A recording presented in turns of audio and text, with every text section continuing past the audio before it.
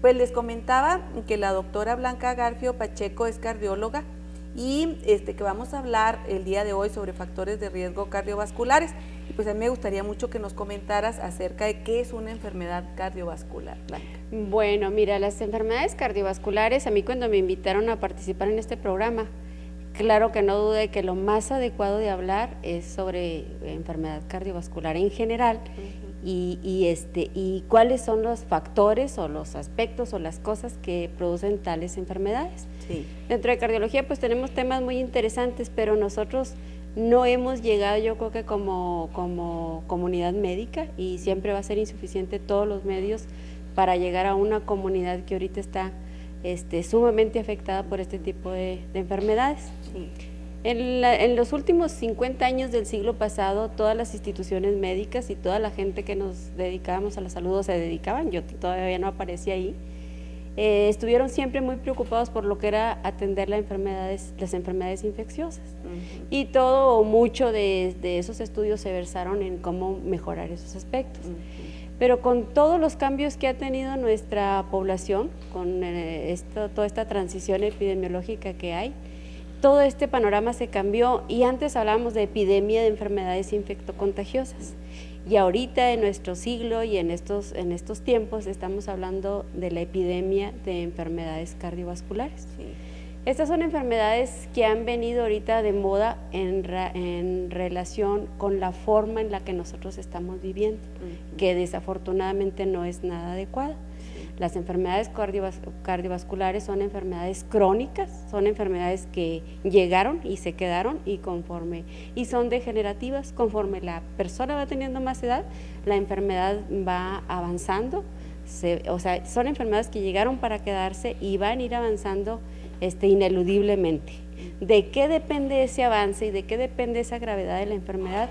De lo que nosotros podamos modificar toda esa enfermedad. Entonces es cuando hablamos nosotros de factores de riesgo cardiovascular. Sí. O sea, ¿qué es una enfermedad cardiovascular? Es una enfermedad como tener un infarto o una enfermedad que nos va a llevar a tener un infarto, es tener diabetes mellitus, es tener hipertensión arterial, es tener alguna enfermedad cerebrovascular, que ahí están las embolias, las hemorragias cerebrales y todas esas enfermedades. Son enfermedades realmente muy graves, que ya cuando llegan como tal tienen mucha repercusión en la calidad de vida del paciente y que bueno, por eso es importante hacer mucho énfasis en la comunidad de qué es lo que podemos hacer para no llegar a tener ya el panorama como tal. Oye, y platicábamos ahorita fuera del aire acerca de estadísticas, que a mí me parece importantísimo, de veras que contemos con estadísticas mucho pues para saber si vamos avanzando o si no. Y nosotros, por ejemplo, sabemos que a nivel mundial este tipo de padecimientos causan más de 17 millones de muertes al año. Pero a nivel nacional, ¿cómo estamos? Fíjate que ese es un aspecto muy importante porque nosotros siempre nos apoyábamos en estadísticas norteamericanas, sí, o en estadísticas europeas. Sí. Y bueno, eso no es nuestra población, aparte nuestra población a nivel nacional pues es muy diversa. Entonces, afortunadamente en 1988 se hace una primera encuesta, hay alguna encuesta que se llama ENCE, Encuesta Nacional Cero Epidemiológica, y entonces nos reportan la primera, vamos a decir, el primer dato que nos dice, nos habla sobre la hipercolesterolemia o qué porcentaje de la población tiene los colesteroles elevados. Pero ahí pasan algunos añitos y no se vuelve a crear una estadística formal hasta 1993-94, que es la Encuesta Nacional de Enfermedades Crónicos Degenerativas. Y ahí pasan otra vez muchos años y en el 2000 hay un aporte muy importante ya de los médicos mexicanos, porque ahora sí se hace una encuesta a nivel nacional que se llama Encuesta Nacional de Salud, sí, y más o menos en grupos representativos entre el norte, entre el centro, entre el sur, en todos los estados diferentes, y se hace una encuesta abierta con análisis muy bien detalladitos y en una población muy bien estructurada de cómo estamos en México en cuanto a colesterol, de cómo estamos en cuanto a hipertensión, de cómo estamos en diabetes, de cómo estamos en obesidad, y ese yo creo que es el pilar más importante que tenemos nosotros ahorita, claro, para hablar de esto. Por ejemplo, entonces se detectó que un 30, es un poquito diferente, entre 23 a 30, 31% de la población adulta más de 20, 21 años, en México es hipertensa. Es diferente según los estados del norte, desafortunadamente tenemos la incidencia más alta por el tipo de alimentación y quizá alguna característica genética en especial. Entonces, alrededor del 30% de nuestra población en promedio es hipertensa de población adulta. Tenemos, por ejemplo, que entre las mujeres adultas un 40-45% tienen alguna alteración en sus cifras de colesterol. Un poquito más alto es en los hombres, un 5% más alto, entre un 45 y un 50% en promedio a nivel nacional. En cuanto a obesidad, por ejemplo, el 50% de la población adulta de nuestro país tiene algún grado de sobrepeso o ya de obesidad como tal. Y lo más grave de todo, esa misma estadística se ha extrapolado a la población infantil y ahorita tenemos por ejemplo, un 33% de nuestra población infantil con sobrepeso o obesidad. Entonces, pues realmente son índices muy alarmantes y que nos deben de preocupar, y más que nos deben de preocupar, los debemos de dar a conocer a la población en general y ver qué es lo que vamos a hacer y debemos hacer, pero ¿desde dónde? Desde la vida in útero de un niño o desde la vida infantil, ¿verdad? Entonces, ¿qué dirías tú qué es lo que se debe de hacer?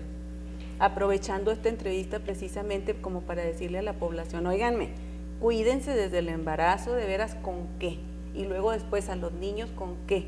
Y a los adultos, ¿con qué? Porque de veras no lo acabamos de entender, no lo acabamos de asimilar. Bueno, mira, hay un concepto muy importante cuando se ha estudiado sobre los colesteroles y los estudiosos que se han dedicado a eso, y menciona un aspecto que se llama programación temprana. Esto quiere decir desde que un niño está inútero, esa mamá es responsable de cómo se está alimentando. ¿Cuánto pesó ese niño cuando nació? Si es un niño con sobrepeso o ya obeso, o cómo se está alimentando en los primeros añitos de su vida, eso va a ser definitivo para que a futuro, en un tiempo mediano o a largo plazo cuando él sea adulto, eso va a ser definitivo para que, aparte de características genéticas, claro, pero eso que tú le creas que es un factor ambiental, eso va a ser muy importante para predecir si ese niño a futuro tiene más riesgo o menos de tener hipertensión, de tener colesteroles elevados y de tener alguno de estos padecimientos de lo que hablamos. Entonces, mucho de la responsabilidad, ¿dónde nace? Claro que en la familia, ¿verdad? Y claro que en la escuela, y claro que en todos los ámbitos de la vida. Por ejemplo, nosotros como grupo médico pues tenemos que hacer muchísimas cosas, necesitamos también de mucho apoyo gubernamental, y esto debe ser una interrelación realmente de toda la comunidad. ¿Por qué? Porque ahí estamos hablando de todo lo que influye a nivel ambiental. Claro que hay factores inherentes al propio individuo, como es la genética, como es la edad, como es el sexo, que no los podemos modificar, pero al modificar los factores ambientales vamos a inferir para bien o para mal sobre esos factores que no se pueden modificar.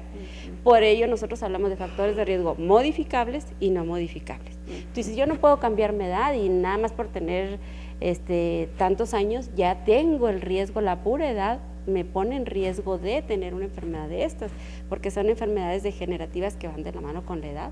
Pero yo sí puedo modificar que no voy a fumar, y que al no fumar pues estoy interviniendo de una manera adecuada. No, ¿verdad? Y si hago ejercicio, y si hago esto, exactamente, claro, si me alimento correctamente. Eso. Entonces, ¿cuáles son los factores de riesgo? Pues es el ser hipertenso, el ser diabético, el tener más añitos. En las mujeres ya después de la menopausia de los 50 años ya nos ponemos, eso es un aspecto muy importante. Los hombres un poquito antes, a los 45 ya por su pura edad, hay un poquito de diferencia entre sexos. El fumar, el estar sedentario, el estrés de la vida de ahorita, ¿verdad?